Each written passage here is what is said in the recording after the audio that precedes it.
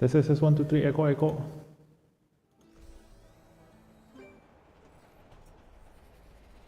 What is it? 3 echo echo. There it is. That's the sound. Although somehow I need to play a background music, I guess. Let's see.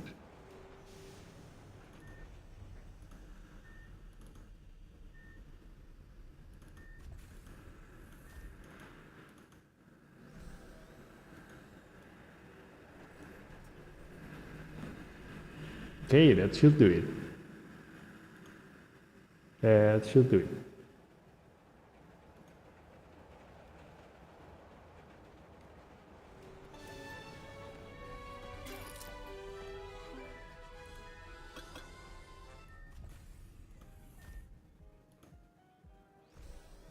Okay, so I probably won't be streaming for too long, I guess, because I just finished streaming on Twitch, and I'm thinking that I need to settle this Dislyte, because this is the second last day from Ethan banner. So let me see.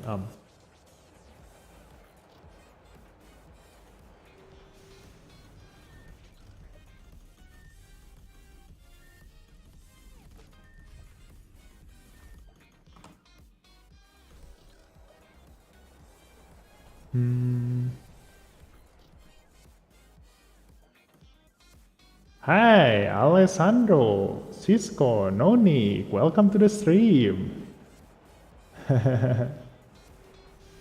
Wait, I'm still preparing for the stream. Let's see.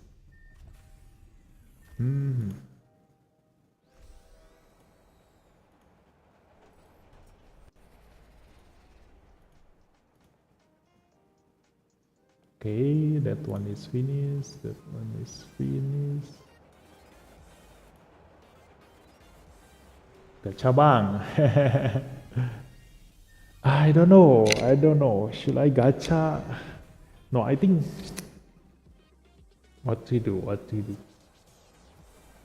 Yeah, this is gonna be the hardest decision of my life. My Dislyte life, actually. Because this is we are almost at the end of this Ethan manor, and I have a decision to make, whether I want to keep pulling Ethan, try for Ethan, or should I save for the next Esper. But the thing is, we're gonna weigh our decision first. Like, let's compare the Espers. Which one gonna be much better. So this is tonight's stream. Tonight's agenda is gonna be like comparison and decision making, and mostly it depends on my current lineup. Kalau tidak Arthur skip Ethan bang. Betul, itu justru makanya yang kita mau ini bandingin sekarang. So here's the plan. I have the means to get Ethan to R2. But the problem is that if I go for Ethan R2 right now, then there is no way for me to be able to get Leora on the next banner. Yeah, so that's the problem.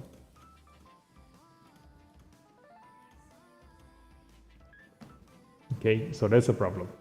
So if I take Ethan right now, there is no way I can join for Leora and any subsequent Esper in the future.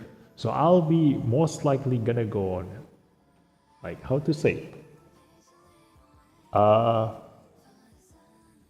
time pause.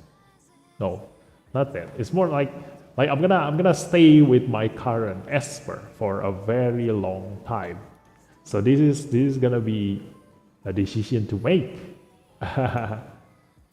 So what do you guys think? Like I want to hear your guys' opinion about the new Esper. You know, what do you think about Leora and Nyx and also Camille? I'll skip it then, Alessandro. Okay. So any other opinion? Any other opinion? Because we're gonna need to think about this carefully. Gonna need to think about this carefully.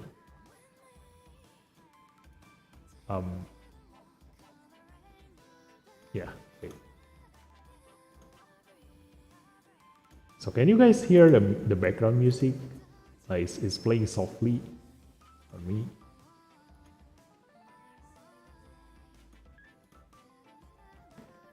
Everybody says that Leora is gonna be broken, like I used to. There's a problem. There's a problem. Because she is gonna be broken, but the thing is that there's always a counter for her, especially when Nyx is there. You know? And that's the thing. That's my how to say, that's my analysis, you know. So my analysis says that, let's see, where is the skill? Where's the skill? Here, notice, yeah. Here's the thing. Oh yeah, wait. While we're doing this, I do want to go to here, Desolate Lands, and just start the Shadow Fire, and we're gonna multi-battle this. While this goes on multi-battle, we're gonna think about this carefully. Yeah, exactly. Whoever Korean person you are, I cannot read that name. Yeah. So we're gonna need to think this carefully, okay? And we're gonna simulate with our current lineup. So that's the thing. Even though Leora is broken, the thing is that she is best when paired up with Changchi. And that's the thing. The thing that people are missing, you know. So here's the thing. Let's see. Leora's first ability, forward strike, attacks one enemy, reducing their AP and inflicting sear. This ability also has a passive effect. At the start of combat, resets all Leora's ability cooldowns. I haven't seen other YouTubers' video. Like I don't know any of the PTR people that's been testing Leora so far. So I don't know what it means about the start of the combat. It resets all Leora's ability cooldowns. Because if this is the first ability, which means that this is her normal attack, that means that in theory, essentially, she doesn't have a cooldown on her second and third ability. Like that is broken. This is the broken part, not the damage. The damage is not broken, you know, because it is as expected. The damage is as expected. But the broken one is this. It resets all Leora's ability cooldowns. And if this is passive, that means it's active all the time.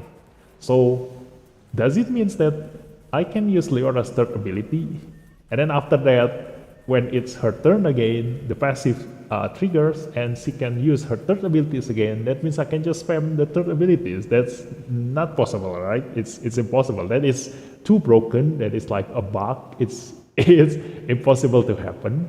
So the second possible thing that I'm thinking about is that I use the third ability, Leora used third ability, then the next turn she's gonna use her first ability, then the passive triggers, and the next turn again she can use her third ability because her ability cooldowns is reset. That's the thing, but that is also still broken. That means that her third ability only have 2 turns cooldown. And also the second ability, so all her skills have only 2 turns cooldown. And it is also impossible, like that is too broken. You know, that's the broken part about her. Like I don't know about this, like I don't know if anybody have tested this or not. So yeah, I have no idea what this thing means, you know.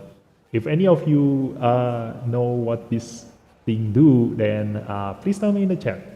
Okay, so that's the first broken thing. Okay, reducing AP and inflicting sear is okay to have. It's not that bad. It's also not that good. And then this is the second ability, grants all allies standoff. This is what is important. The standoff is essentially a legendary version of Catherine, and she is the most OP Esper in PvP. If not because that's the only thing Catherine can do. Because like I always say, this game where you can only bring 5 Espers at any point in time in every battle. So you want to have Espers that can do a lot of things by themselves. So with only 5 people, you can cover every single thing that you want, like whether it's buffs, whether it's debuffs, whether it's DPS, whether it's defensive, offensive, everything. So you want Espers that can do a lot of things by themselves, and a lot of legendary Espers can do that. So Espers like Catherine, Laura, in theory, they are supposed to be good. But the thing is that that is the only thing that they can do, so they are wasting a spot. So Catherine can make everybody goes into standoff, all of them, and it's really good in protecting your allies. Hi Milton X, welcome to the stream. So it's really good in protecting their allies, and that's what we want actually, because as long as the enemy doesn't have any dispel, that means that you will never ever die. That's Catherine. And then the second one is Laura. Laura also is quite broken because she can give shield every time her allies moves, and then she can also give critical resistance to her allies. But that's the only thing she can do. And that's why they are a waste of space. But their skill is broken, and that's why there is Ethan. Ethan is the legendary version of Laura, the broken one. And this one, Leora, is the legendary version of Catherine. So both of them are OP. Okay? So that's why I'm weighing my decision here. I kept screaming Ethan is OP. Exactly. That's the thing. That's the thing that people doesn't realize yet.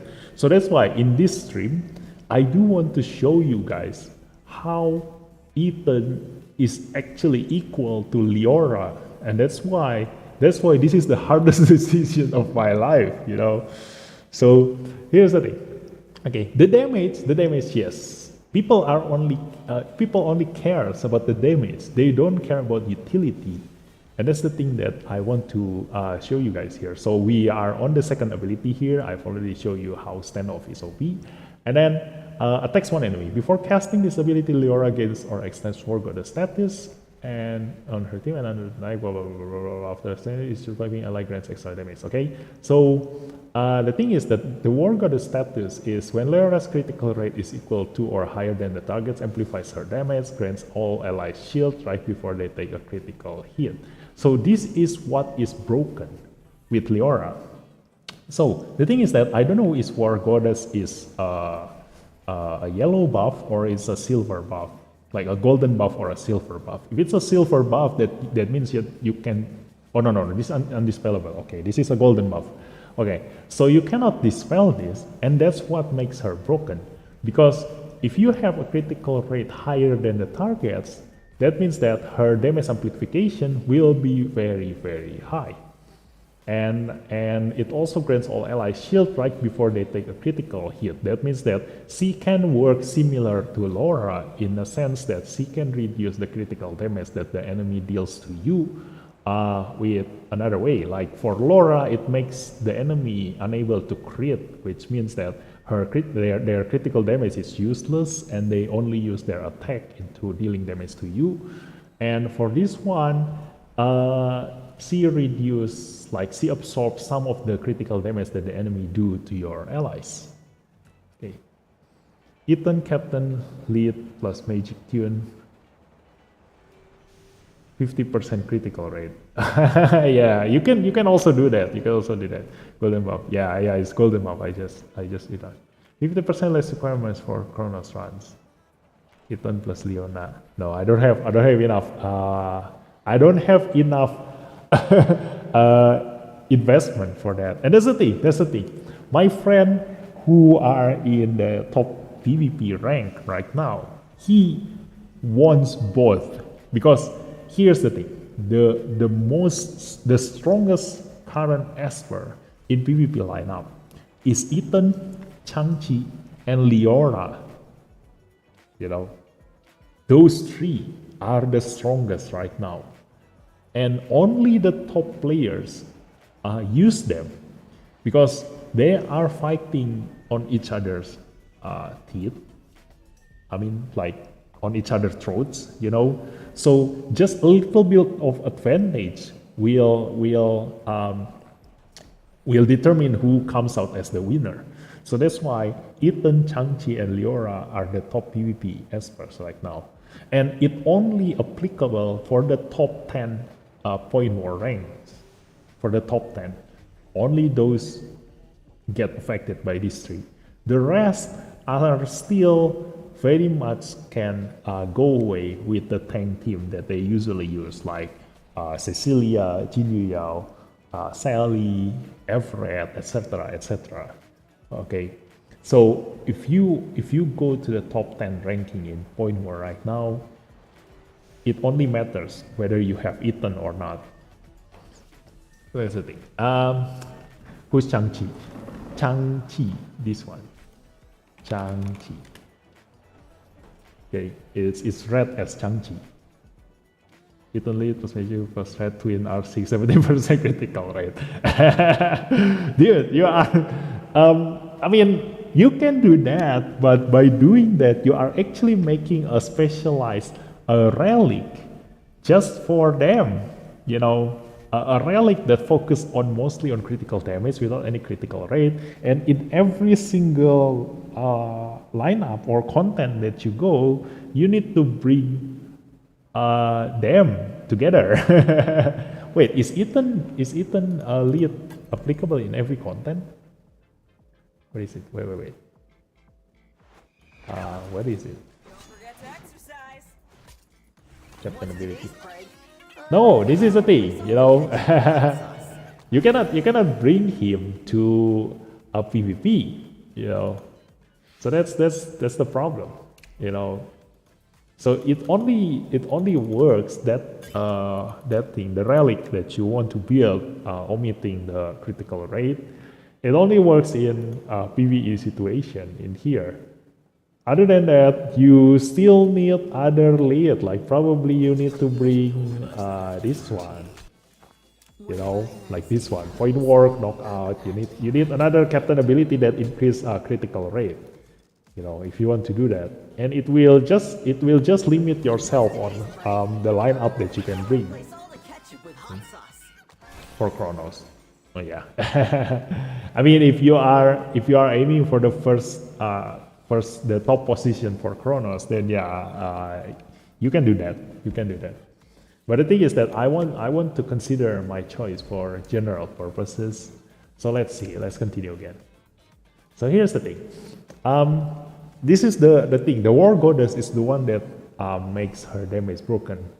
But then again, you can just counter this very easily, you know, because here's the thing: who like which espers doesn't increase their critical rate? Only the supports, you know. The DPS, all of them have critical rate.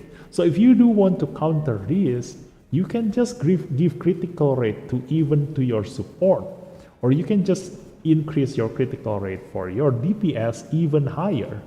And this the damage amplification will not work for Leora. That's one way to counter it, you know. And then also you can just counter this with Ethan. That's the thing. Like you can make her miss. Just reduce her use critical resist on your team, or you can use miss rate up to Leora.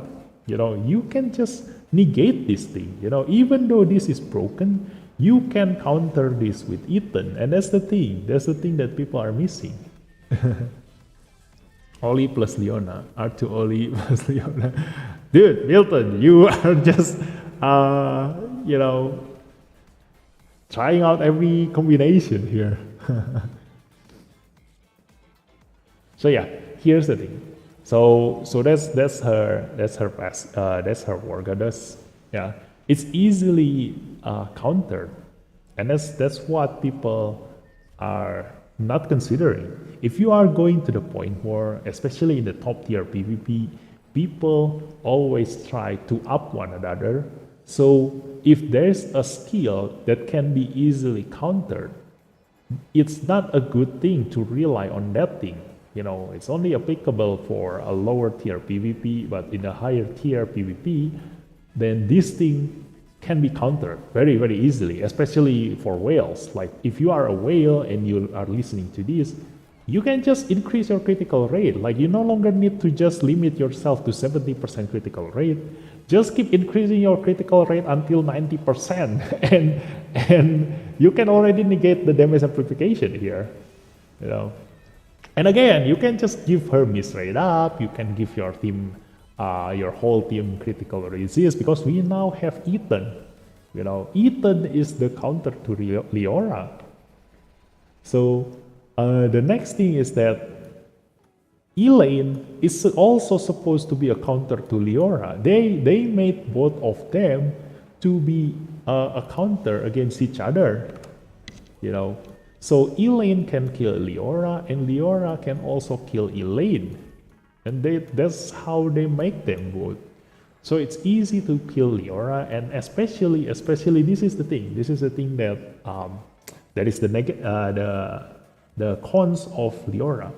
Everybody gets a free Elaine because they know Leora is gonna be a problem. When this patch release, they know Leora gonna be a problem. So they release Elaine for free for every single player, so that you can kill this Leora. So here's the thing. If you are attacking Leora, see, Duskglow. If you have Leora on the enemy team and you have Elaine on your team, you have Duskglow, and it increases your critical damage, Elaine's critical damage, and Elaine's attack against Leora can be resisted. And what can be resisted is this, the sleep and the buff blocker. So Leora cannot get her attack up buff, invincibility buff, etc., if you can have your Elaine move first, and you can put Leora on sleep, and it cannot be resisted unless Leora get a help from like Jin Youyao and Clara or any other cleanser, you know. But the thing is that at that point in time, most likely Leora's gonna be already die, because she is a DPS. She definitely nobody gonna make build HP on her. So just one attack from Elaine might be able to just finish off Leora.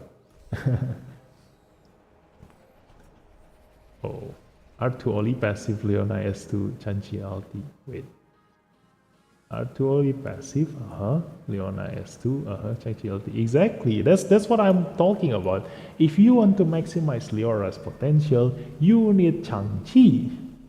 This is the best partner for Chanchi, because currently here's Chanchi combo. In my previous video, I already mentioned Chanchi's combo is to be paired with people who can put standoff.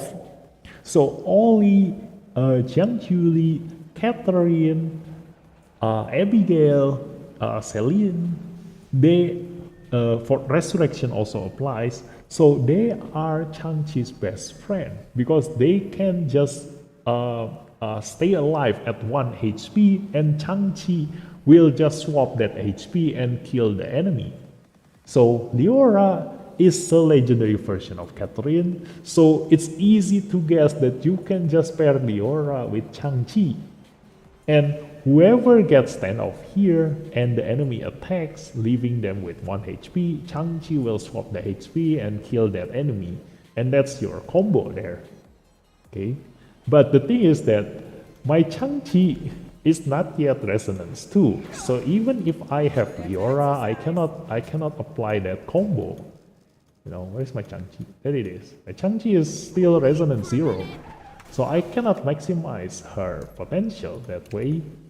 So I can only make use of her damage, which is the third ability, which is giving herself invincibility and attack up. This is really, really good. Invincibility and attack up. That means that she can be self-sufficient. She doesn't really need that much protection because she have invincibility herself. So if you can make her move at the beginning of the turn, like she will gain invincibility for 1 turn, and that will guarantee you to be able to move using your second ability next, which grants all allies standoff, which also prolong your life for another turn.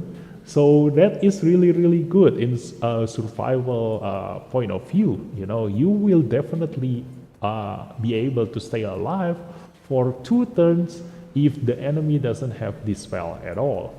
And dispels all buffs on one enemy. This is practically an Elliot. Like you can replace Elliot with her, which is what I'm interested in, because I really, really want Elliot because of the ability to dispel all buffs on one enemy. That is a really, really strong thing to have.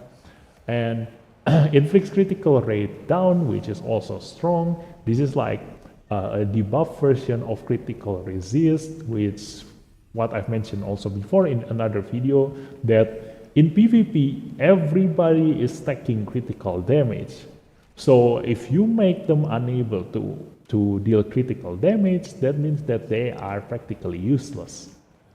So yeah, that's the thing. Yeah, that's how great Leora is. But the thing is that Elaine can just kill her. Like she can make her sleep, she can put a buff blocker on her if she can move first, and she can also kill her. But the thing is that Leora can also kill Elaine, because Elaine, when Leora is hitting Elaine, then her damage will never miss. So that's the thing. If her damage will never miss, that means that even if Elaine can give, where is it? The miss rate up. She has a miss rate up. Where is it? This one. Increase miss rate for all enemies. Yeah, her third ability. So even though Elaine can put miss rate up on every enemies, it doesn't work on Leora when Leora is hitting Elaine. It works when Leora is hitting anybody else, but it doesn't work when Leora is hitting Elaine. And that's the thing. So Leora can kill Elaine, and Elaine can kill Leora. So even though like people keep mentioning that Leora is OP, like the next guy is blah blah blah, I heard that part. I mean, like even though I don't watch any other YouTubers, like I don't watch them, I don't listen to their opinions, etc., etc. But sometimes in my Discord channel, like I can see like people are discussing some things, and I saw the word that she is equivalent to Gaius, and I'm thinking like in damage term maybe, but there are a lot of ways to counter her. Exactly the same like Gaius. Like you can counter Gaius in a lot of ways. I've shown you in like some of my PvP videos when the last RTA battle, yeah. So if the Esper have a lot of ways to counter them, then that means that it's not gonna be a problem, even if you don't have them, So ya, kalau nggak punya Chang-Chi gimana bang? Ya nasib, makanya kayak gua. Of course, I see a thread like this. There should be a counter. Yes, there is. Shout out. Hey, hi, Inside Place. Welcome to the stream. Oh, I also Ardi, Bang Ardi. Welcome to the stream. Yeah. So that's the thing. Yeah. So it's not gonna be a problem. It's quite different when Ethan came out. When Ethan came out, he is OP because the only way to counter him is to have your own Ethan. The way to counter Ethan is to have your own Ethan. And my friend just mentioned in here that there's another way to counter Ethan. And the thing is that the Ethan counter is not for everybody, because Ethan's counter is Lucas and Fatum sisters. You know, Ethan's counter is Lucas and Fatum sisters. So people rarely build Lucas and Fatum sisters. So Ethan right now is like, you know, irreplaceable if you do want to get higher in the PvP lineup, in your PvP tier. They chase you flexing. Yeah. Hi. So yeah, for those of you who doesn't know yet, Inside Plays also have his own channel. So I think he might have mentioned like, you know, a little bit about Leora and Elaine. You know, so do check his videos. You know, Nuxie counters Ethan though. Yeah, but not many people have Nuxie. That's the thing. So yeah, Nuxie, Lucas, Fatum sister. The idea is this. You know, if you increase your AP, if you use AP up, then Ethan will counter you. So instead of using AP up to your entire team, just use AP down to the entire enemy team. That's the way to counter Ethan. You know. So people who have AP down are Lucas, Fatum sister, Nua, and then Eira, all those espers that either it's impossible for normal people to get or nobody ever used them in Point War. So here's the thing. So if I am going to use Leora, so let's see who can represent Leora. Let's just say where is my bride? Okay. Let's say this is Leora, okay? So this is Leora. So if I were to use Leora, if I want to maximize Leora's potential, then I'm definitely gonna use Chang-Chi here. Chang-Chi will definitely be here. And then afterwards, I definitely gonna have Oli for the speed lead. Speed lead, Leora, and then Chang-Chi. Because this one can stand off. Oli can have his Resonance 2, invincibility for 2 turns, and protection from that. And then after that, I'm gonna have this one here for the defense up and also immunity, so I can survive longer. And then a healer. I can just use Ahmed. Like basically, just only Leora and Chang-Chi alone can kill every single enemy Esper. So the other two, you can just put any kind of support. The thing is that Chang-Chi doesn't even need any help, because you can just wait for the enemy to kill you, and then Chang-Chi will kill them instead. That's how good Chang-Chi is. But the thing is that you need Chang-Chi at Resonance 2 for that to be applicable, you know. Udyr counters to who the hell is Udyr? Huh? Who the hell is Udyr? That is League of Legends, not Dislyte.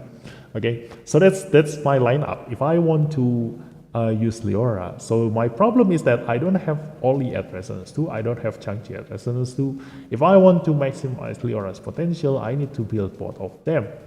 And also, if I want to go all out, that means that I will do this one. I can use Zhang Juli. And the next one's gonna be...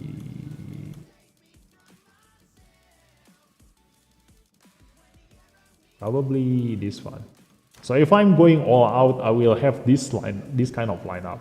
If I can give my highest speed rally to Sienna here, then I can just hope for Sienna, if she can move first, then she will push everyone's AP down and then give attack up and speed up to everyone. And then Yeah, everybody's just gonna die getting hit by Chang-Chi, Jiang-Julie, and Leora. So yeah, but that is if I go all out. Otherwise, I can just also use this kind of lineup, using Jin Yu Yao and Sally here, and that's it. You know, giving for free 4-star Simmer. Huh? Who? New support 4-star. What? There's a new 4-star support. Who is it? Elaine? Camille? Uday. Uday! It's Uday, not Udir. It's Uday. Okay. Yeah, it's a 4-star Simmer. It's quite okay. It doesn't really inflict speed down, attacks light. It fails all debuffs from each ally and grants them attack up. Yes, she doesn't counter Ethan. How can she counter Ethan? Like probably the dispel all debuffs, but Ethan doesn't care if his debuffs getting dispelled or not, because he is not the main damage dealer. Like Ethan's damage is just a bonus. His purpose is to prevent the enemy from dealing critical damage to you while increasing allies' critical rate and critical damage. So you can just burst the enemy team straight away if you can win speed. So that's the thing. My plan, if I were to use Ethan, then I'm gonna replace this with Ethan. So here's the thing. This is gonna be Ethan. And because Ethan gives a bonus 20 speed, if I can manage to get him to Resonance 2, that means that I can use my Dahlia again. Like this is gonna be much better if you have Unas. If you have Unas, and this is the thing, this is why, yeah, so that maksudnya, yeah, I just realized, this is why Ethan is very, very competitive in a top tier PvP, because of his ability to give you 20 speed. So just imagine, here's the thing. I just managed to, Ardi know this, because I managed to increase my speed again. Yay! This one got up to 4, and I got this one up to 4. So I have 4 speed here, 4 speed here, 3 speed here, 3 speed here, and then 4 speed here and 4 speed here. Whoa, ho, ho, ho! Yeah. So my fastest speed is 219. Here's the thing. If my fastest speed is 219, so I can kill everyone who is below 219. That's for sure, right? If I go and build a speed team. Hi, Kid Ninja, welcome to the stream. So yeah, if I build a speed team, then I can beat everybody who is slower than 219. But I will still lose against those who are higher than 219. And that's where Ethan comes in. Ethan is very, very competitive because he can give 20 to this. So basically, if I bring Ethan, my speed is actually as 239. Imagine that. How high is a 239 speed? So that's why Ethan is a very, very strong Esper in a high tier PvP, because at high tier, just imagine, I'm only at 4 speed, 3 speed, 3 speed, 4 speed, and 4 speed. What happens if like a whale who already have like 5 speed here, 5 speed here, 5 speed here, 5 speed here, 5 speed, 5 speed, he is already at maximum speed here, which is 200 plus 254. But at that point, he will lose to someone who only has 235 speed, just because that other guy brings Ethan. Because if he brings Ethan, that 235 turns into 255, which is higher than a whale's relic. You see, you get it? You get the how OP this thing is. So the 20 speed is really, really strong. And then that is if you go for a speed team, and you can also use him into a tank team. Where is it? Where is his magic team? Yeah, you can also put him in a tank team because he can reduce the chance of taking critical hits by 20. And like I said, everybody is taking critical damage in PvP, especially like, even Leora. When Leora comes out later, she will definitely have a very high critical rate. So the only way for you to make her critical rate useless is to reduce the chance of that Don't be critical so rate. serious. The people can compare Ethan to Ashley. Why? Like they are totally different. It's because they are in the same banner right now. It's because they are in the same banner right now. So they are comparing Ethan to Ashley because you probably can only speed for one. So which one is worth more for you? You know. But the thing is that Ashley is much more for defending, and Ethan is more into attacking. You know. Because if you won't know what's gonna happen if the enemy attacks you, but like I said, he can just give you plus 20 speed, so you can still outrun your enemy. And if the enemy is faster than you, then he can reduce the critical damage that your team get hit. So you can probably survive even if the enemy moves first. And Ashley is the opposite. Like she will make you move instead of the enemy if the enemy hits you with a critical hit. So they are like a totally different playstyle, but they do have their own perks. So they are both good. They are both good. But it's a matter of which one suits you better in your lineup. So the thing is that What's today's prank? I'll replace all the I don't know. This is why this is the hardest decision, you know. So the thing is that because we are going to get Elaine for free, that means that if later on Leora gonna be a problem, then I do have my Ethan, I do have my Elaine, I can just counter this Leora with those lineup. That's the thing. That's the thing. And also, here's the thing. If you are a free-to-play players, in the next update, don't focus on Leora. You can just take Leora on Resonance 0 because like here, Resonance 2, new effect, they like being critical rate down inflicted by the skill can't be resisted upon a crit. It's not really that important, you know. Having the critical rate down is really, really good.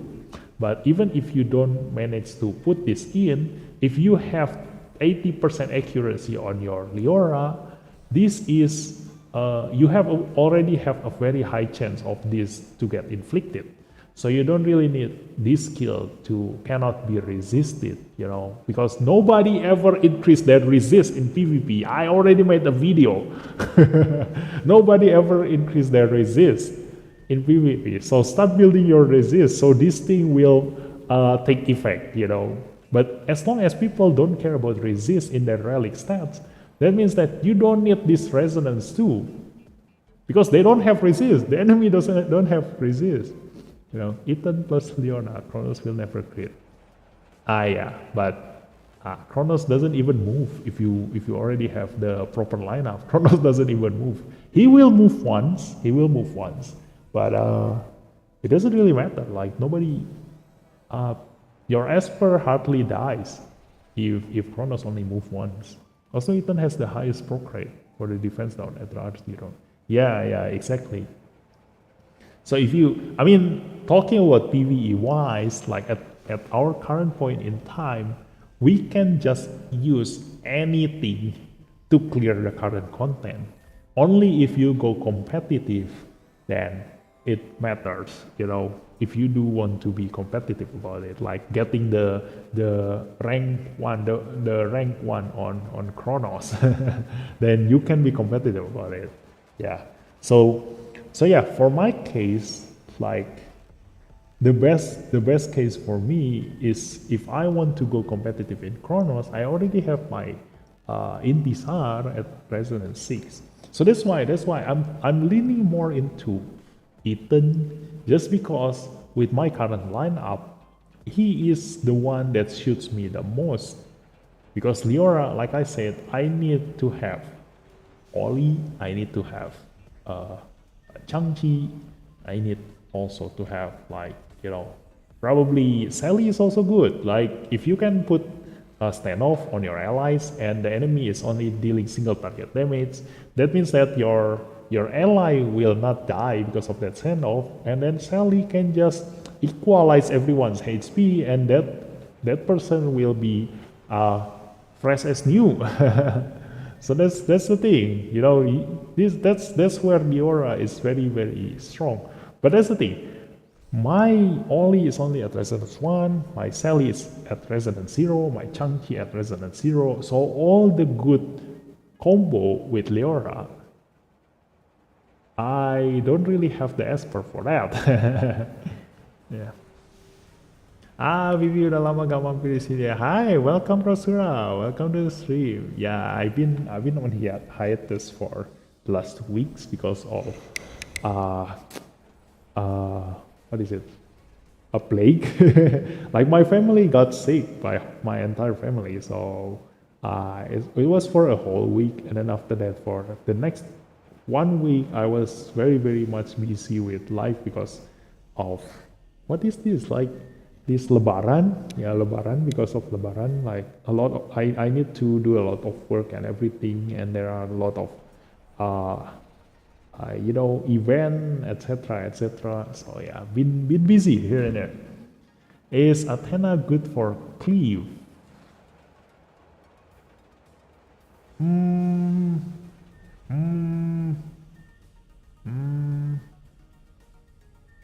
I think to answer that, I need your help.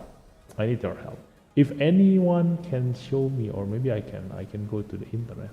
I need to see exactly what Leora's skill is shown in the PTR. So let's just watch someone here.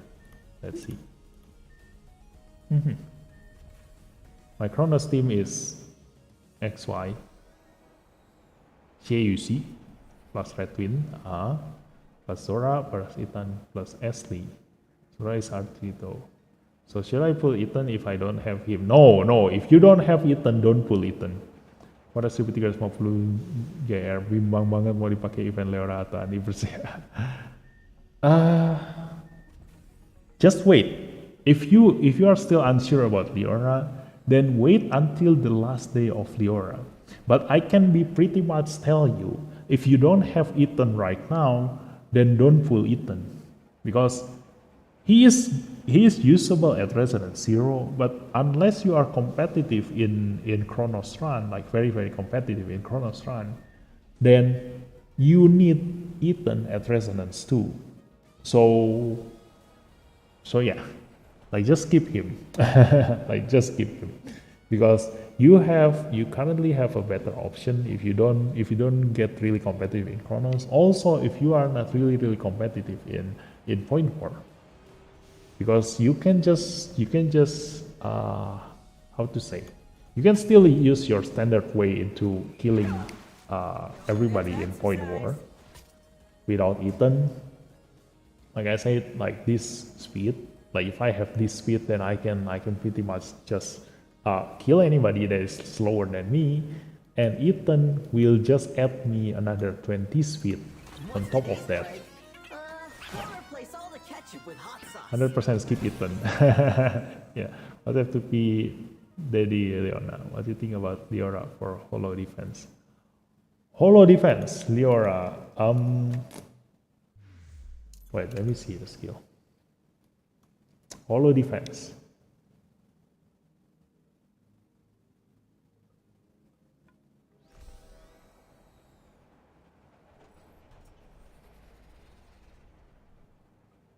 Holo defense.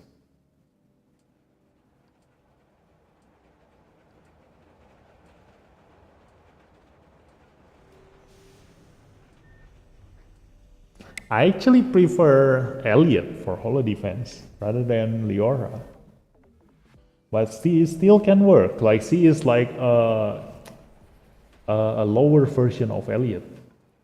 Let's see. Wait, I do want to check other people's this first. Let's see.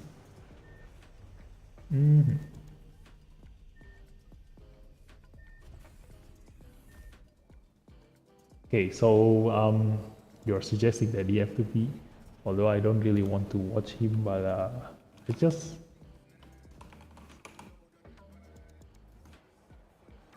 find him.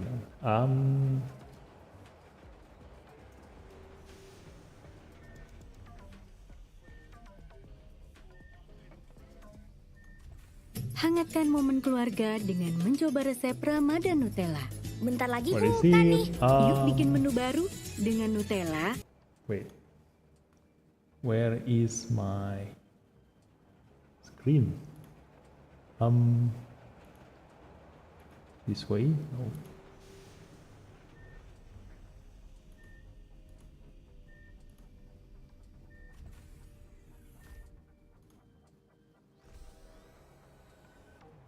Yang creamy dan lezat. Yep, let's see. Bersama Faster. bikin Ramadan lebih Faster manis. iklan, faster. Pesan Grab. Percaya, pesan What's up, Sasha? Okay, Back let's with see. some more Dislyte. Now, it is super early in the morning for me, and then I'll make sure that you guys, obviously, swear. Look, Okay, let's see. Stats normal. Okay, this is what I want to see. Okay, let's judge this. Like I haven't got the chance to, to see the actual number in games. So let's see. You should watch the FTP video of why Leona is better than Gaius. All right, then I'll check his video then like, after this. I'll put it on PT, even if not at R2. Is he worth investing? You can use him for Chronos. You can use him for PvE, but definitely not gonna be useful in PvP. So yeah, so that's the thing. Leora's ability cooldowns at the start of combat. Okay, This is the thing. Like probably Zoxaskun doesn't test this, right? Yeah, he probably doesn't test this. Okay, so no choice. Let's just find this guy.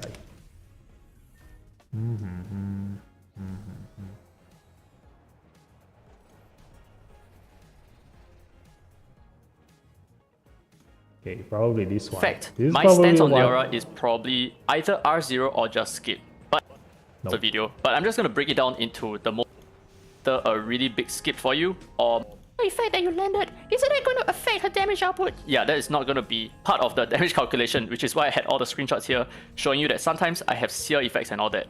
And that brings us to the next point, which is the damage amplification test. So we are actually trying to figure out what the damage amplification 10% crit rate. So they have like typically negative 20%, but that does not happen. So it goes down to 0%. So with a 100% crit rate difference, our damage amplification is actually just nice on the dot, 1 point. Yeah, that is stupid. Gains invisibility, this number is stupid. Gains invisibility and attack up for 2/3, dispels all buffs on a cycle enemy, can be resisted, affects critical rate. Oh yeah, I need to tell you the reason why. Okay, so this number is not applicable because he tested on a VR battleground, and that guy, we don't know how much critical rate they have, so he can only manage to calculate if he increase his critical rate, so how much damage he can increase. But the thing is that I mentioned in the start of this video that you can just negate that. Basically, if you are up against Leora, you can just increase your critical rate for all of your espers up to 90%, and that damage amplification will never work. So that's how easy it is to counter this number, Okay, so this is what I'm interested about. Yeah, they have 10 crit rate. That's the thing. That's the thing. So if they have such a low critical rate, so the difference between your Leora critical rate and your enemy's critical rate is a lot. So that's why her damage looks like it's gonna deal a lot of damage. But it's gonna be different if you go against a player, because a player have a high critical rate. You know, so her damage amplification will not be that big. Although the increase, he calculate in the difference between his initial relic and to another set of relics that he increased his critical rate. But that's the thing, that still includes the difference between VR Battlegrounds critical rate against a player's critical rate. So yeah, like if you don't want the enemy's Leora to gain advantage against you, you can just change all of your relics on your point war defense lineup to just have a lot of critical rate, and your problem is gone. You know, the VR Battleground mob have 10% fix. If you have got Gaius, skip even more if you have a resto Gaius. You get by 60% when enemy has 0 crit rate. Yeah, but have you calculate when the enemy have 70% critical rate? Like your difference to that enemy, if you increase your Leora to have 100% critical rate, and the usual enemy in Point War, a player base, they have 70%, so the difference is only 30%. Okay, instead of like 10% to your 70%, which is like 60% difference. Yeah. So yeah, let's continue this. Like for 2 turns, special boss can be resisted, inflicts critical rate down for 3 turns and deals damage. Okay, this is 3 turns. That is a long time. Damage 50% attack. Wait, what? Then inflicts it on all enemies for 2 turns and deals damage. Damage 100% attack. Forecasting this ability, Leora gains War Goddess for 1 turn. Based on the No. Leora against War Goddess. If Leora already has the boss, duration plus no, it's not over if lane has the enemy. Okay. Don't glow. Leora's attack against one is Leora's critical rate is equal to or greater than the target's amplifies her damage. The greater the crit rate, the more the damage. Grants allies shield for 1 turn. Grants allies shield for 1 turn. Right before that, take based on Leora's attack. Yeah. 6. So Okay. saying crit rate, and I still, or was it a mistake? So this number here is definitely wrong. So I've gone ahead to prove it, and the way I did it is I used the first point and the last point, and I just calculate what the slope of this curve is supposed to be, right? In terms of rate difference. It's also correct, which means that this is supposed to fall on a relation of other numbers in her is in his live stream, and this is very helpful. This is obviously you know, this thing, you don't need to test this, you know, like it's definitely gonna be this kind of straight line, you know. Like there's no other calculation in this. Like it just says here, the greater the critical rate gap, the more the damage amplified. So whether they calculate it per 5% gap or per 10% gap, the increase is gonna be like fixed, like this kind of line, you know. It's not gonna be amplified like a curve or anything, you know. It doesn't mention anywhere that it's gonna be a curve. So it's gonna be a straight line for sure. So you don't need to test this. You can just skip that. Tiger actually raised in his live stream, and this is very helpful. Okay, grant standoff to allies below 50% HP. Okay, so there's a requirement. Okay, this just lowers Leora's value. This just lowers Leora's value. So he kept reducing Leora crit rate to get the amplification. Yeah. So if you have like 30% gap, how much damage amplification does he can get? Okay. So that's what you need to try. So if the enemy in VR Battleground only have 10% critical rate fix, then he needs to test it with 40% critical rate on Leora. But the thing is that when you attack with 40% critical rate, she hardly ever gonna crit. So you do need to do a lot of tests until she manages to crit, and then you calculate the damage, and then basically just compare it if you just hit the enemy using 10% critical rate, which means that you don't have any benefit from the War Goddess, and that difference you can just imagine that if it's on the 70% to 100% critical rate. But again, if you do make your Leora up to 100% critical rate, that means that your critical damage is gonna suffer because your substats gonna go all the way to critical rate. That means that her damage will also get lowered down. And that's the thing, like this thing have a lot of things to test instead of just calculate with percentage like this. So, but this is what is sure here. The standoff only applicable for 50% HP or below. So that means that you cannot give standoff straight at the beginning of your turn. So you cannot just give your Gaius standoff at the beginning of the turn, and your Gaius will just die by a single hit from Jiang Julie, and that means that her Leora standoff gonna be useless because it just goes from 100% HP to 0 straight away if it's a DPS. So this thing doesn't really help you compared to Catherine. I have 100 critical rate Leora, lands critical down, but I have critical up, so what happens here? Huh? I have 100 critical rate Leora, lands critical down, but I have critical up. Wait, will she have amplified damage or not? 100%, 9% down to 30%. Yeah, but the question is that how much critical damage he has on his Leora? You know, like the damage amplification also depends on your attack and your critical damage. So you know for sure if you want to have 100% critical rate to have that as much damage amplification as you can, but then the enemy usually have 70% critical rate, that means that you only have like on average 30% of that damage amplification, but also your critical damage and your attack substats gonna suffer because you need to aim for more critical rate substats. That's the thing, you know. So that's the thing that reduce the damage.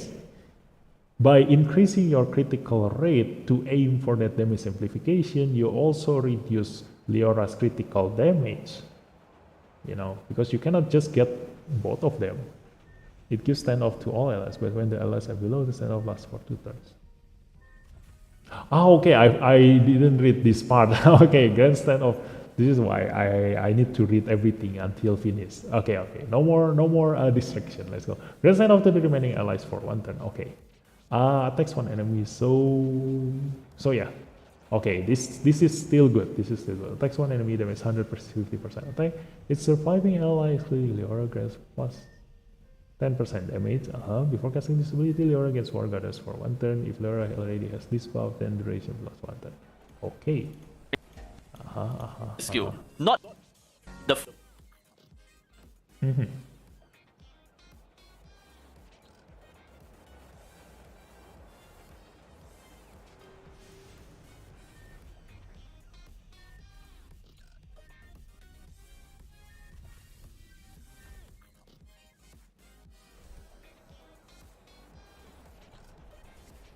Where's the critical rate down? Okay, minus 30%.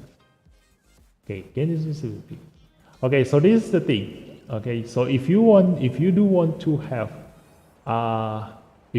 counter this Leora, then definitely that's why you need to have your Ethan. You know, by increasing your critical resist by 20%, you negating her ability to crit. That means that even though if Leora have a damage amplification, if she cannot crit, that means that her damage also gonna suffer. You give stand also. Okay, one Gaius S to all street. There is meant to be a comma between grand stand of 2 allies below 50% for 2 turns. Oh no. The text is already is correct. The text is correct. Like it shows there.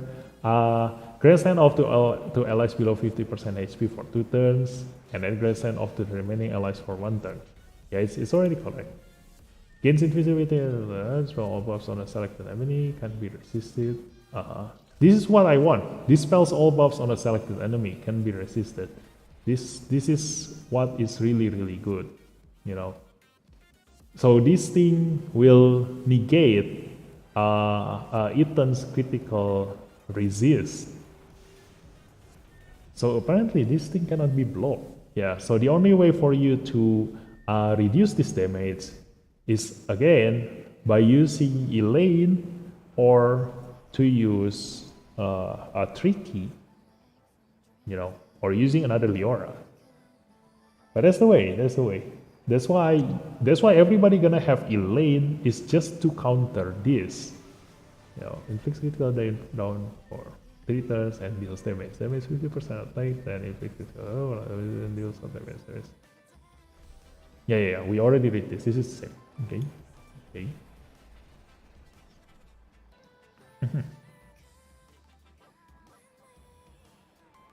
Gaius God King as S2 does 150%. Yes, for Thunder. That is for Thunder. Don't forget, this is for Thunder. You know?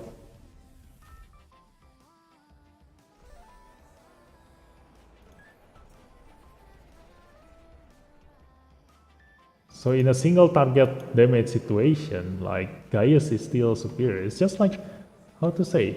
Like you cannot just compare a Gaius to straight up AoE damage, you know, because if you compare like that, that means that Chloe is also useless.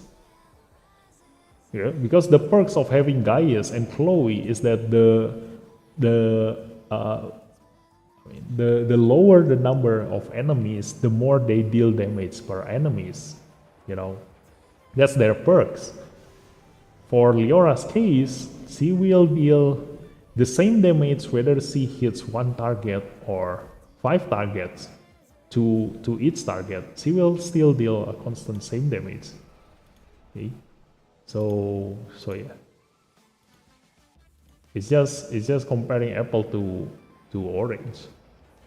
Instead of yeah, nothing. This is nothing important. Yeah, the more damage can see. Yeah, this is what I'm saying, you know, this is true. The greater the critical rate gap, the more damage. So the easy way to counter this is to increase your critical rate as much as possible. That's it.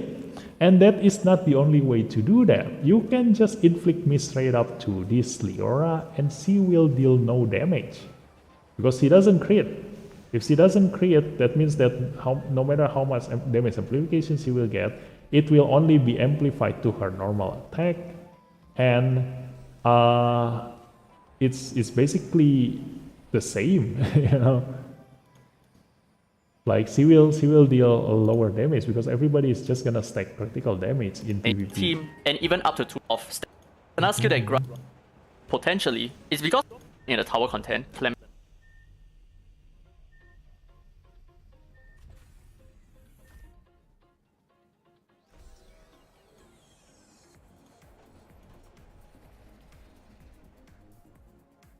Once you gain both buffs, if Elaine on your enemy team, Diana can strip all buff of Ethan. Will do more than 6 critical down. Yeah. That's why. So you just inflict her with me straight up. 8% max HP. Yes, the day after the talk about that.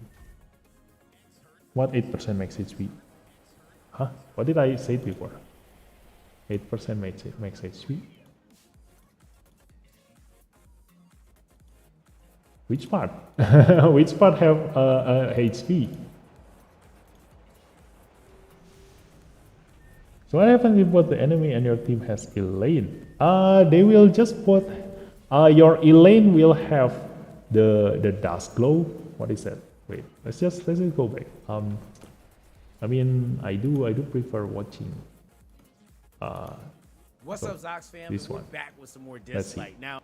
Okay, so he mentioned the dust glow. Yeah, this one.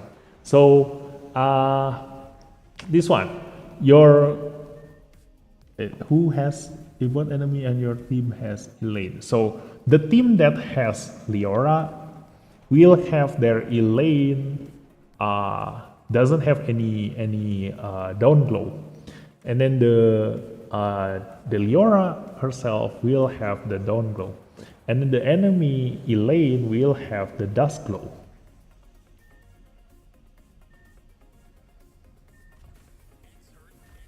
Gaius deals 8% maximum HP. Oh yeah. Oh Gaius. Okay, yeah. That is Gaius. Okay, let's just watch. In fact, my Let's just listen what his conclusion is. Let's just go. Now, as for the reason why I say that she's possibly a skip for you, potentially, is because of her typing, right? So she's naturally not good in PvP because the current meta is just generally wind types, and she is gonna suck a little bit there. And her shields are worth like next to nothing. So in that sense, she's not gonna perform really well. Although she does carry like the invincibilities and the standoff, which is very helpful. And I'm just thinking about the content where she would shine in right now. So she's definitely gonna shine in the tower content, Calamity Island as well. She's also gonna You know this thing, standoff prevents your team from receiving AP reductions as well. Has this been tested? Like I don't think there's any connection between standoff to AP reductions. Like it's probably a bug. Like I've never seen having standoff prevents me from getting AP reduction, because every time I go to a tower, like Infinity Tower, like if I fight against Catherine team, the enemy have Catherine. If I bring someone like Lucas, like she will keep her standoff permanently, and I will come back to my game after like half an hour, still fighting that Catherine. Yeah. So I don't know, like where does he get this sentence? Not worked as NC bad in case of Renzi. If he has standoff, he won't AP reduced. Huh? No, he still get AP reduced. What are you talking about? Like I've been in a situation where I fight against Renzi and I never finish that fight because I bring Pritzker. Like I've been in a situation where I went to Infinite Tower, like probably Infinite Tower or Temporal Tower, I can't remember, and I just auto the run, and after like 15 minutes to half an hour, I'm still fighting that Renzi, just because when the enemy is only a single target, then Pritzker will just spam his first skill, and it will push the enemy's AP down by 30%, I think. And the fight never ends because I don't have any dispel, and the Renzi still have his standoff for half an hour. Read on standoff description in game. Renzi doesn't get AP this you guys. Oh really? Is it a new thing? Let me check the standoff description. Don't forget to exercise. Ready to go. Then it's probably a new thing. Wait. What is Renzi? Be practical to get anywhere. What is the standoff?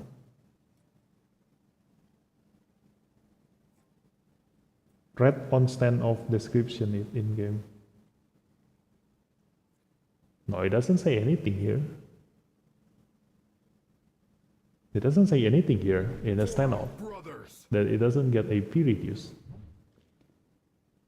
Yeah, but if somebody already tested it, then yeah, maybe it's in the latest shine in Chronos, update. but maybe. I'm thinking about the other content in the game. Yeah, like if it's you have probably in all the these stuff RTA. settled, do you necessarily need another, especially for new players, all these stuff settled, do you necessarily need another copy of Leora? That really depends. But the thing is, if you are still struggling with this content, then yes, she's definitely going to be very powerful for you, and especially for new players as well. She is definitely indispensable for new players trying to get Chronos 16 early on. The 2 turns invincibility, I'm repeating myself, and the 2 turns standoff, holy crap.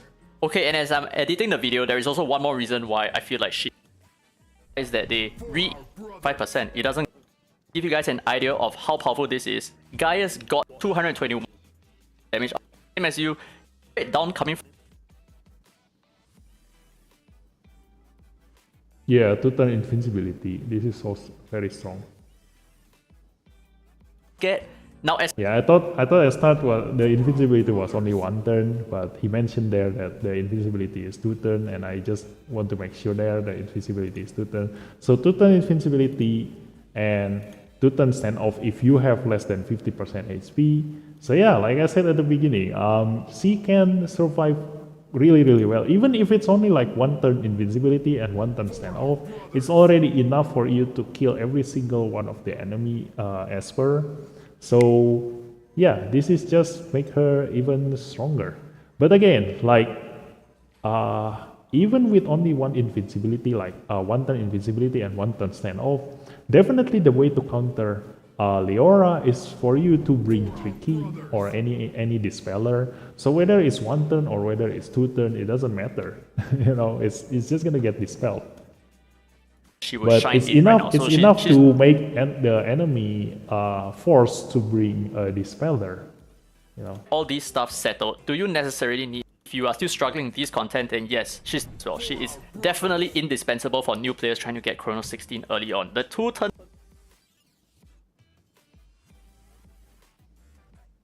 Chrono 16. I know. Yeah, she does help in Chronos, but I don't think anybody need help from her. Like, how to say?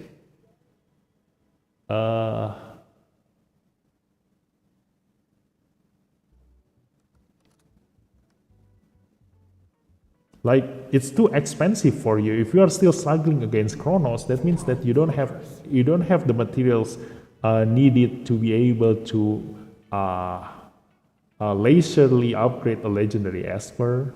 So if you just bring your Leora, if you build Leora just specifically just to beat Chronos, then it's kind of a waste. You know, you do want to build Esper to be able to be used in every single content in the game, especially if you are a newer player. Like, you do want Espers that you can just invest into one single Esper and you can clear a lot of content using that Esper. So if you just use Leora for Chronos, then it's kind of a waste. Like, you do have a lot of I'm repeating myself, and the 2-turn standoff. Holy crap! For that. Like, you can just upgrade Yesua and she will perform better than Leora. Okay, and as I'm If editing you are still struggling against Chronos, you know. Yeah, she's really strong in Chronos, but like I said, like like investing into a legendary just to be able to beat Chronos. Like, if you are a newer player, then you better off just investing into an epic and rare Esper first, and use your legendary for something that you can clear a lot of content, because at the beginning of the game, like, you have limited abilimons, so you don't want to just put that abilimon into someone that can only clear a single content. the video, there is also one more reason.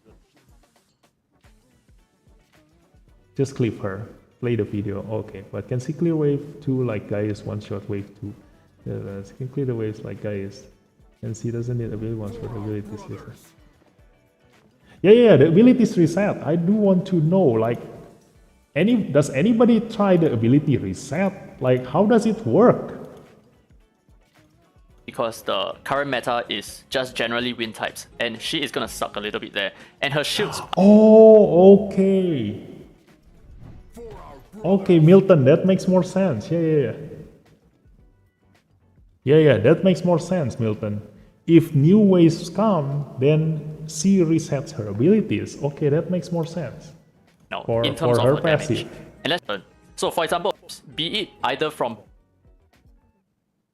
Yeah, that makes more sense. If it changes waves, then she will have her abilities ready. Yeah. So it's not on every turn in the same battle. Okay. Your targets very effectively. So he still has that niche, right? Like I talked about earlier on. But on top of that, if you already had a Gaius, then what's the point of getting Leora as well? Because you already have him that is fitting that role. And on top of that, if Gaius is at... This is why. That is... How to say? That is the most stupid thing to say, you know. Like I keep mentioning in my previous videos, you know, in every single Esper situation, like Ife and Kara, then Ethan and Laura, and then who else? Embla and Changman. You are not supposed to compare them and just choose one in between them. You know, just bring both. Why can't you just bring Gaius and Leora in the same team and just obliterate the entire enemy team with both of them? Like, what prevents you from doing that? You know, that's the thing. Like you are not supposed to compare espers in this game. If they perform the same role, they are there to be brought together. If you need them to perform even better, like have you ever wished you have two Gaius in your team?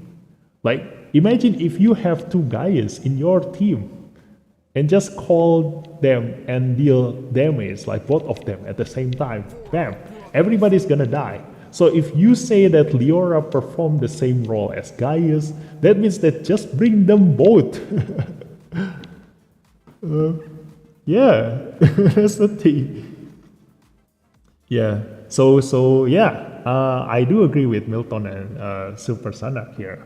Like, if C resets her cooldown for every time new waves come in, that means that Leora doesn't need a Bilimon for Chronos or PvE stuff, you know. But still, you do need her in Abilimons for if you struggle within the same round, within the same wave, you know. But that's the thing. Like, when people showed me the video where they can clear Chronos less than 1 minute using Gaius, that video, it requires Gaius to have a Bilimon on his third skill.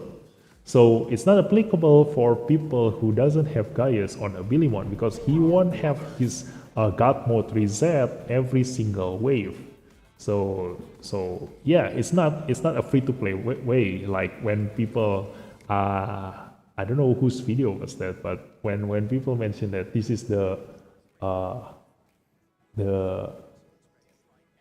not free to play, like more like he mentioned that it's not a pay to win way to clear Chronos in less than 1 minute, but he actually used Gaius with full Abilimon. But yeah, in any way, let's continue with this. R2, he's gonna grant the rest of your DPS espers 20% crit rate, and that is going to help you maximize your damage output as well. And of course, on top of that, the main reason why Gaius is so strong is because he's super easy to build. You do not need to invest any crit rate into him. You can just go full crit damage, and he's going to. Yeah, that's one thing he mentioned there. Like, he said something that actually proves his point the other way around. Like, he mentioned that you are not supposed to have Leora if you already have Gaius, but he also mentioned that Gaius gives critical rate, 20% critical rate to his entire team, including Leora. So you can actually help Leora into getting that maximum critical rate by having Gaius in your lineup.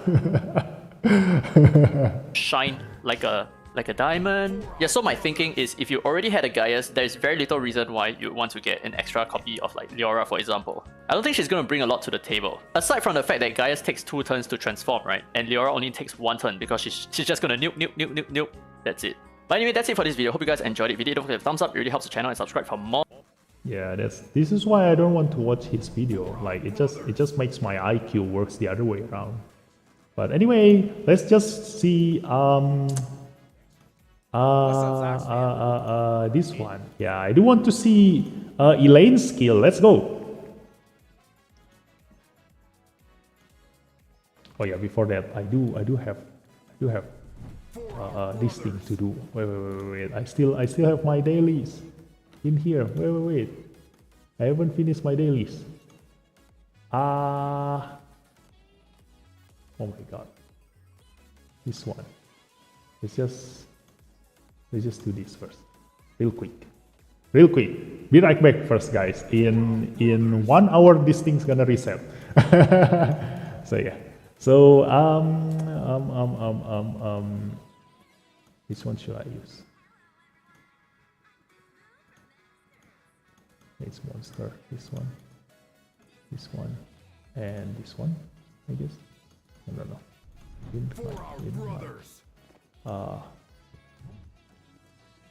Yeah, I'm panicking right now.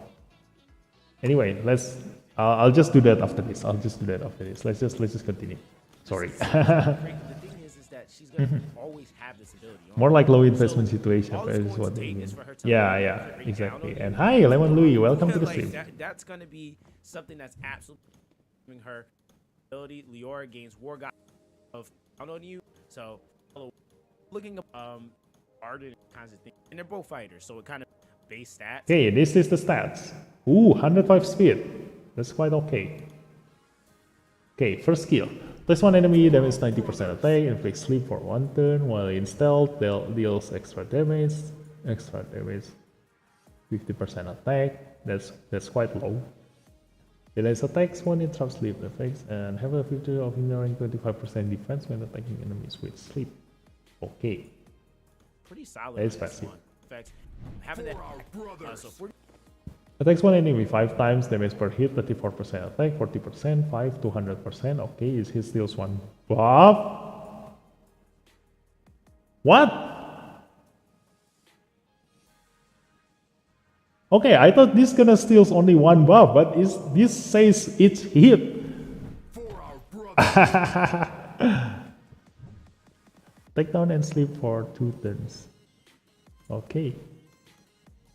Okay, yeah, I don't know what Ascension does, like he doesn't show with Ascension there. But against Night Goddess for 2 turns, clears oh yeah. Grants Elaine stealth for 1 turn at the end of the turn. Transfer 1 debuff from each ally. Wait, if this lasts for 2 turns, that means that she can have stealth for 3 turns. Transfer 1 debuff from each ally to the target upon a crit. Triggers once per turn. Let me miss rate plus 10%. Yeah, this is why I'm more interested in Elaine rather than Leora, because use the green penguin. He's a wind knight. Yeah, but the thing is that my green penguin is only level 40. So yeah, I'm gonna use Bernard for that. But yeah, that's the kind of game that you cannot trust, because I'm also quite forget like what combo did I use on that one. But yeah, let's just finish this first. I still have 1 hour, so it should be fine. Only let's do. Yeah, here's the thing. Elaine looks much more interesting compared to Leora, because Leora is really OP, and her counter is really straightforward. Like if you do want to counter Leora, then you can just increase your critical rate as high as possible to counter her, so she doesn't get damage amplification, and she still will inflict critical rate down on you, but that can also be countered using not really countered, like you can put miss rate up before she is able to move, so your best friend is gonna be Tricky. Because at the start of the turn, if your Tricky can move faster than the enemy Leora, and the enemy doesn't have like Jinyu Yao, or usually if you have Leora, then usually the enemy will not go with a tank team usually, so they probably don't have Jinyu Yao, so your miss rate up gonna stick to the Leora. So even with damage amplification that she gets from the 30% critical rate gap, she will not deal critical damage. So that's the thing. That's why miss rate up is a really strong debuff. So if you do have this Elaine, like Elaine is able to put miss rate up to where is her touch skill? Wait. Okay, her miss rate up is on the second skill, I guess, after Ascension. I don't know. She is supposed to have a miss rate up here. Yeah, she's supposed to have miss rate up. I see how hard you are thinking of how to counter Leona. Tricky counter Elaine too. No. This is why. Like, this is the title of this video. You know, the hardest decision of my life. So I need to think about how to counter Ethan and how to counter Leora. So Ethan, I already know how to counter him. You can use Nua, you can use Lucas, you can use Fatum Sister. But other than that, he doesn't really have any counter. Like you can counter Ethan with another Ethan, but that's it. That's it. Because the strongest value that Ethan have is the ability to give you plus 20 speed at the start of the game, of the fight, if you have him at Resonance 2. So if you have that, that means that in a speed team situation where you fight against another speed team, whoever moves first will win. That means that 20 bonus speed will be your best advantage. And that is irreplaceable because there is no other Esper that can give that 20 speed. Because it's essentially another relic with plus 4 substats on speed. You know, that's the thing. So that's the way to counter Ethan. But if you have Ethan at less than Resonance 2, then he is useless, pretty much useless. He is only good in probably when you are climbing tower and when you are doing Chronos. So that's it. So in Leora's case, Leora is really strong even at Resonance 0. So that's the advantage she has. So if you are a newer player or you don't have Ethan at all right now, or you only have Ethan at Resonance 0, then it's best to just save for Leora. Because Leora is usable even at Resonance 0. She is really strong in Chronos. We already discussed that just now, so I agree on that part. Leora is really strong in Chronos. She probably can help you climb tower, although she doesn't really specialize in that, but she can still deal damage, so that's a little bit helpful. And in PvP, she shines the most in PvP. Leora shines the most in PvP. So yeah, if you do want to get like a really good value out of her, then you should use her for PvP. Otherwise, E-Lane is much better because E-Lane focus more on PvE. Ethan is one of the best support, no cap. Kalau lawan adu Ethan auto di PWS berkucu pakai S1. Huh? I don't know. Probably a bug. Yeah, I never really look at the auto like I just press auto expecting to lose because my lineup needs me to control my Esper. I cannot just leave my Esper alone. So right now, if I do want to focus more on Ethan, that means that I'm gonna build a speed team where I can just auto my point war, and that's my aim. You know, if I do want to go for Ethan. Then you also have the Dust Glow, so she gets a So here's the thing about Elaine. Like you've seen how Leora can get invincibility 2 turns, to attack up 2 turns, and then stand off 1 turn or 2 turns. This thing, if you have Elaine, that means that her sleep and buff blocker cannot be resisted. So even if your allies accidentally hit Leora, she will wake up, use her skills, but she won't gain her buffs because of buff blocker. So she does works in a way to counter Leora, although Leora can just straight away kill Elaine because her damage cannot miss on Elaine. So yeah, they just both kill each other. So this is what I'm more interested. I'm more interested in this one because if you are a free-to-play players, focus on Camille. Don't go for Leora or Elaine. Just go for Camille because you can get Camille for free to Resonance 6. And I thought she is an epic Esper, and apparently she is a legendary that you can get up until Resonance 6, which deals this insane amount of damage. You see, she inflicts Sear and Bleed on all enemies for 2 turns, attack all enemies, damage 100%, attack, inflicts Beast on enemy with Sear for 2 turns, and she can explode this Bleed. That means that you can probably deal a really good amount of damage using her. But she still needs some testing. Yeah, she still needs some testing. So I'm more interested in Camille compared to Leora and Elaine. So that's why in the next update, I'm most likely gonna just build Camille.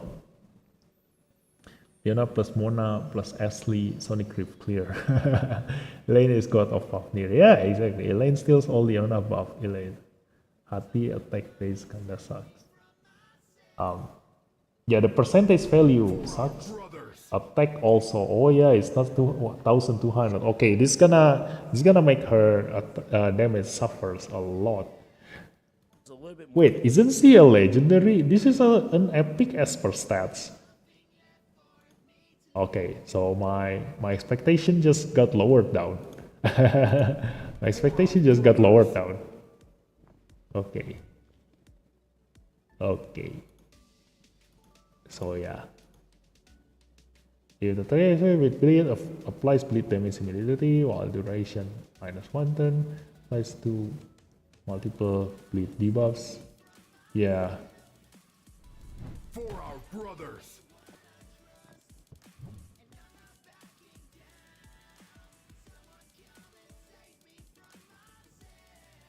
Yeah, this is what interests me the most, you know, because here's the thing. What happens if you pair her with Lin Xiao and Lu Yi against a single boss? You know, because this applies to multiple bleed debuffs, so she will just explode every single different bleed debuffs by 1 turn. So if the enemy have 12 stacks of bleed, that means that they gonna get a damage of 12 bleed. AI-nya gitu bang, kalau musuh pakai Ethan R2 dan kita jalan duluan, SP kita cuma bisa S1. Hah? Oh. Coba kasih tahu ke customer service nya, mungkin itu bug. The new 4-star shimmer is 5-star. Cuma B. And Uday reset Nuxi S2. Uday. I don't know, where's Uday? For Does he mention Uday here? No, I do want to see Uday's skills. But in any case, let's just go back to my game. Let's go. For our brothers. Ta-da! and attack. So yeah, let's just go here. Uday, where is Uday?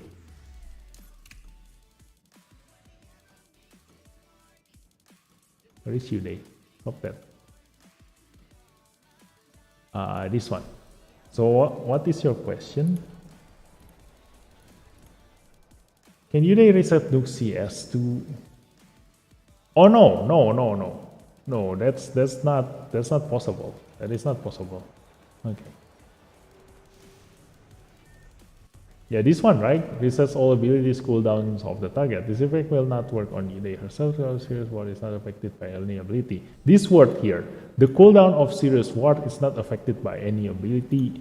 I'm guessing this also is in Nua's skill description. Yeah, it should be on Nua's skill description. Yeah, ability cooldown is not affected by any ability. Yeah, this thing. So you cannot reset this skill. So that's why C is best when using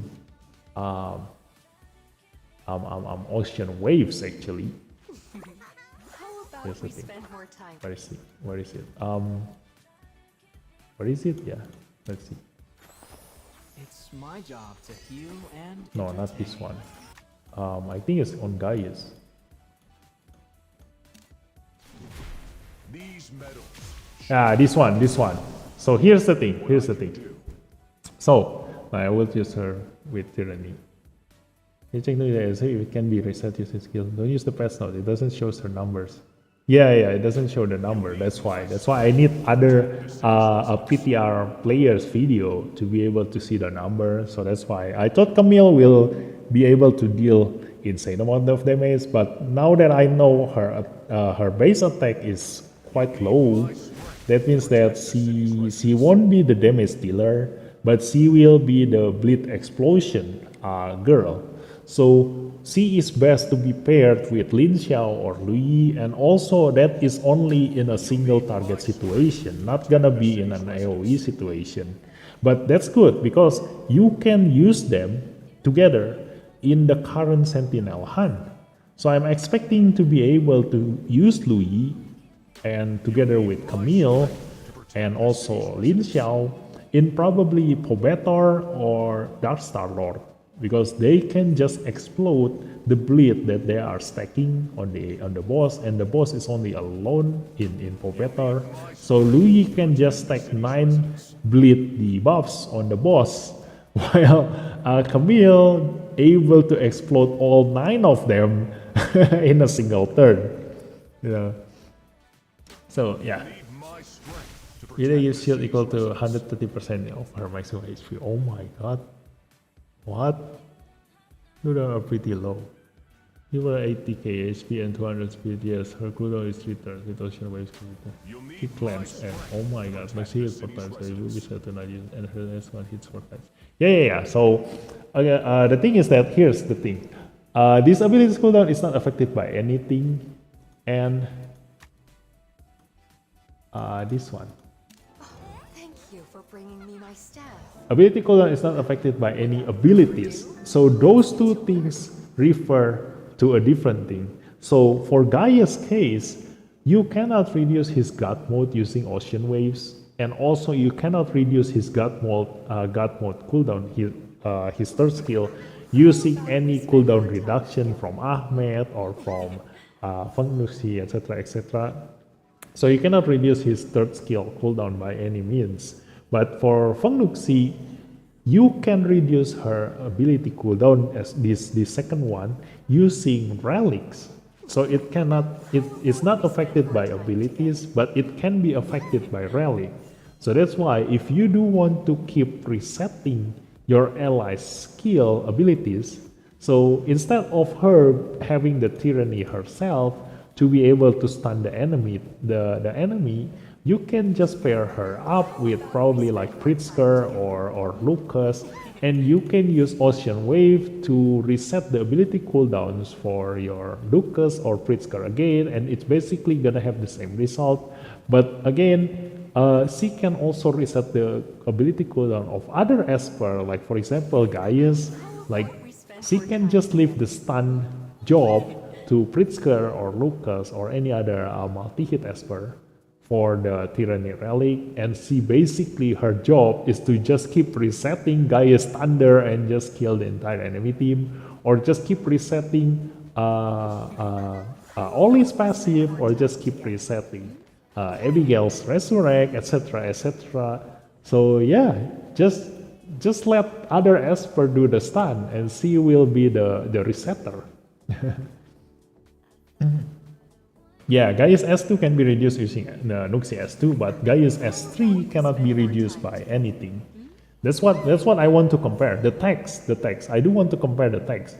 So if they mention something like this, that means that there is something different. If this says abilities and Gaius is anything, it's exactly the same as Biondina. So if you see this passive Biondina, this ability won't miss and can't be resisted. And then in Tricky, you have this Tricky won't miss, and then who cannot be resisted. And there is other Esper that says that your ability cannot be resisted. So it confirms that cannot be resisted and cannot miss are two different things, and we already know that, based on that sentences. So yeah, so for Gaia's case and for Nuxi's case, you can be sure that this text here means that her skill can be reduced by ocean waves. Elaine S2 and S3 hits 5 times, use it with Tyranny. Exactly, yeah. So you can stun using Elaine. So that's why Elaine, I'm more interested in Elaine compared to Leora. Because of that thing, Once you stuns and 2 cooldown up, it's probably over for enemy. Yeah, it's already over before the fight starts. Height, all these units are only making height more OP. That's the thing. Like height will always be how to say? Like all the nerfs that comes to all other espers are just making Hyde even stronger. You know, like the previous update where they changed how Ophelia work when she multi hits to no longer be able to kill Hyde, and then they changed how Taylor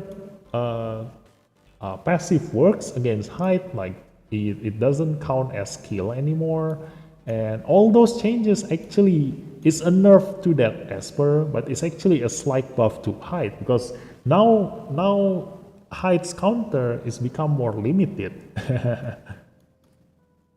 But yeah, in any case, our decision is final here. Let's go. So let's gacha. Yeah, our decision is final. I'm gonna go Ethan. Okay, so this is the conclusion for this video. I'm gonna go Ethan. Because Leora, no matter how strong she is, like there's a way to counter her. We can always try to find a way to counter her, especially when Tricky is still around the corner. And also we all gonna have a free Elaine. And Elaine is able, as long as you can move faster than the enemy Leora, then your Elaine can just straight up kill the enemy Leora before she can do anything. You know, especially when Leora's Elaine's skill can put buff block. So if Leora's skill can put buff block, that means that even if the enemy have Oli, they will not be able to prevent Leora's death because of the buff blocker. So yeah, just just invest a little bit in your Elaine, and you should have no problem against Leora, and that's it. You know. So let's go with Ethan spin. Leora and Elaine towards Sentinel Hunt. Yeah, that one is true. But I'm not really interested in Sentinel Hunt. Like, you have a lot of options for that. You know, just like how Elaine is really good against Fafnir, but you always have other espers to go for Fafnir. You don't necessarily need Elaine unless you are very competitive in getting that top rank in Fafnir. It's the same thing goes for Sentinel Hunt. Like, even if you don't have Leora or Elaine, you can just use any other esper, like, because it's basically a PvE. It's not really competitive that much. But check Uday's skills and uses counter Ethan cleave with counter cleave. Check on Uday. Okay, let's see if Soxaskun has Uday.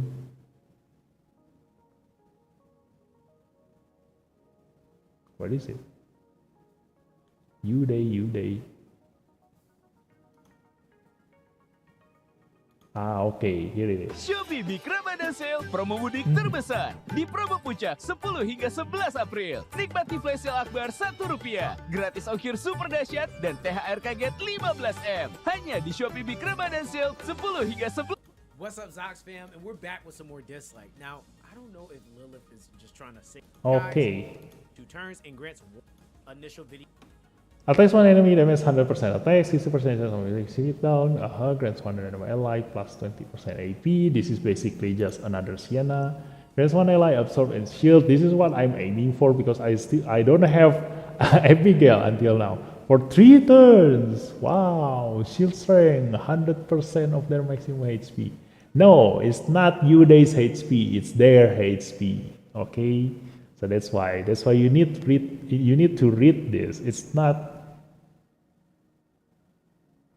Uday's HP. It's her target's HP. Wait a second. Wait a second.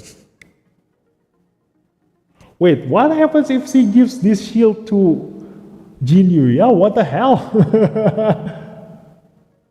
Oh my god. I just realized this is more OP. This is more OP than Leora and Elaine and Camille. This is more OP than all of them. What the hell? 100% of their maximum HP? What happens if you have a lineup of Jin Yu Yao, Sally, Everett, and then Uday? What the hell? Every one of them have double the amount of their HP for 3 turns? Seriously? What?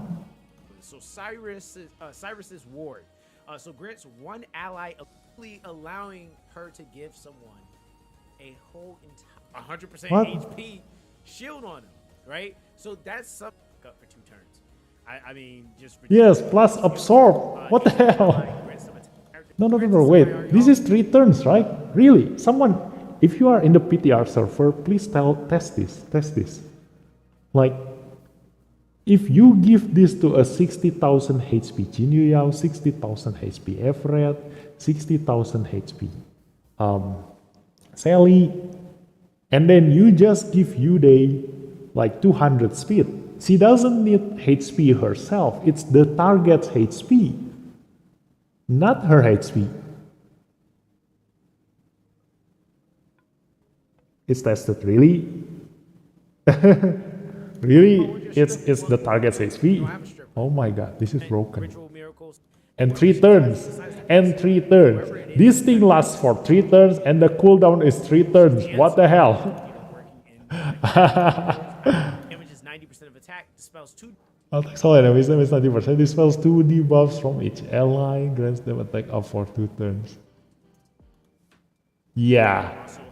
Yeah. As it is done on an out. Where is it? Let's just use it on. Let's use it. Yes, let's use it. Come on. There we go. Okay, yeah, it's single target. Okay. Yeah, grants one ally single target. Yeah, but that's the thing. So let's go ahead and use that on. I don't know. Let's just use it on our maxed up unit here. There we go. Yeah, it really doubles her HP. What the hell? Oh my god. This is insane. Here's ROP endgame PvP. Check her resonance. Yeah, that's the thing. Like, that's what makes Abigail really strong in PvP. Because at 0 heal, shield will always be constant. It doesn't get reduced. And that's why also, like, my point when I'm using Laura is that at 0 heal, Laura will still give the same amount of shield every time her allies move. So it's basically, if you count the shield as a heal, she basically still heal the same amount no matter how long the battle lasts for. And you have to be fair. What is her resonance? So far, they have not been stone.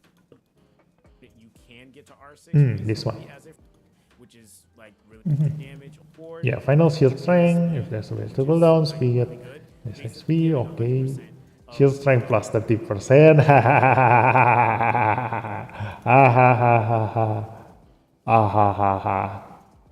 Yeah. Okay. It's settled then.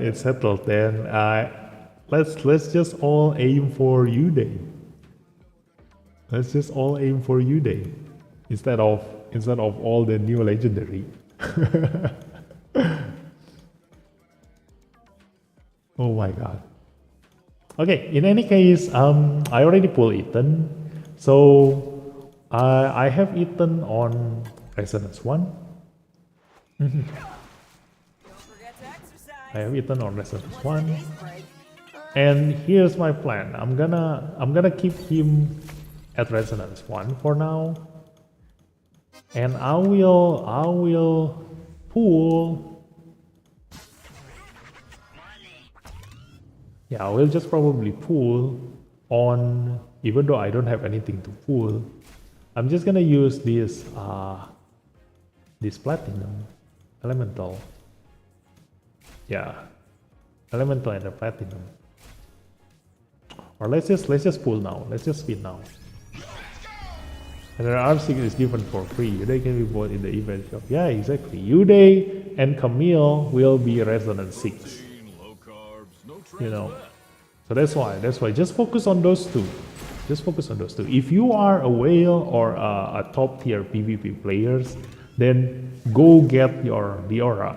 She is OP, especially when combined with Chang-Chi, with Oli, with yeah, basically those two. Combined with Chang-Chi and Oli, and also Ethan. If you have Ethan, that means that it will guarantee you being the first one to move. So yeah, Leora, Ethan, Chang-Chi will be very, very strong Esper for the top tier player, especially for whales. If you can manage to get the resonance to the desirable resonance. And then for those the mid players, those who somehow cares about PvP and also PvE, then do get your Elaine. Build your Elaine a little bit. Probably doesn't really need that Abilimon, but you at least want her at level 60, and then you can use her to counter Leora every time you see one. And then for the rest of you, the free-to-play, both free-to-play and pay-to-win, just focus on your Uday. Uday. Leave Camille for me. Leave Camille for me. I'm just gonna try testing Camille for the Sentinel Hunt, see if the bleed explosion really do make a lot of difference, and that's it. No. Ngemis Reso di club bersamaku. Uday resets Chang-Chi. Yeah, Uday resets Abigail. That's the thing. That's the thing. It's an epic version of Nua, you know, epic version of Nua, and even better. Like the shield is even more OP. Yeah. So yeah, that's the verdict basically. So yeah, 2 hours just to decide this. 2 hours just to decide whether I choose Leora or Ethan. But apparently I prefer Ethan. And that's the thing. Listen to this. This is the thing.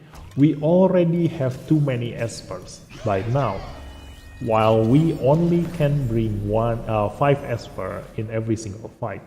So just focus on the ones that you currently have and build a combo around that Esper, rather than just following which OP and which not in the current future update.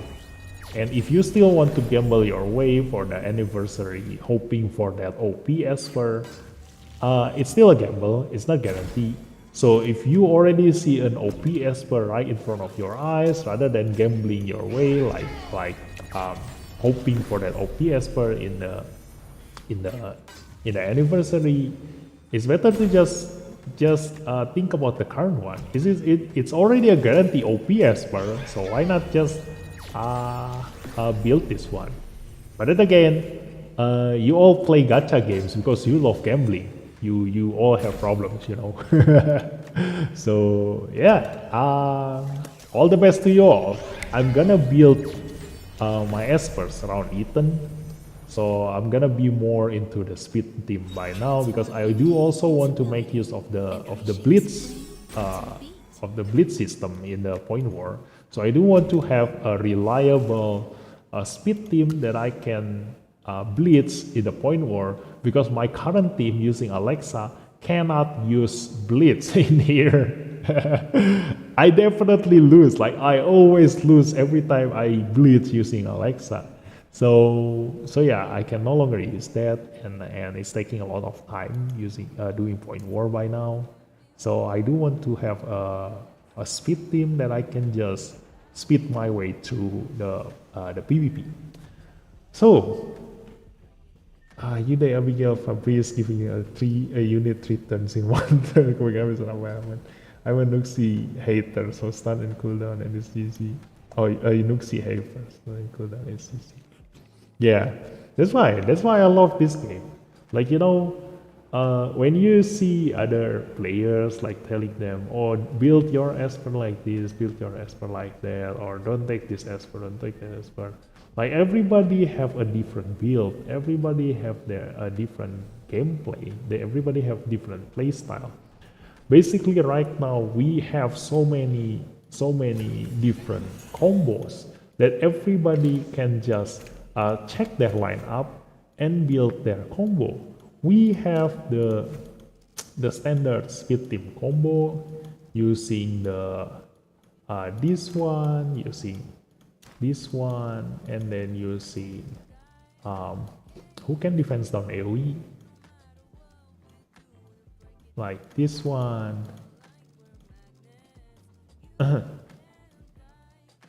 This one, probably Ashley one more. So a standard speed team, and then there is also a speed team that is built around Oli, you know, this kind of speed team. What is it?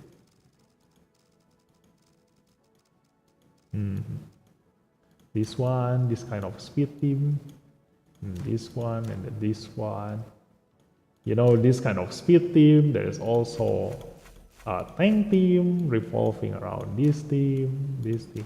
So just check your Esper, which one have the most resonance at, and just build towards that build. You know, this one, and then another HP, probably Abigail, and blah blah blah. You know, you get the gist. Also, there is also this one. This is what top players use. Here, this,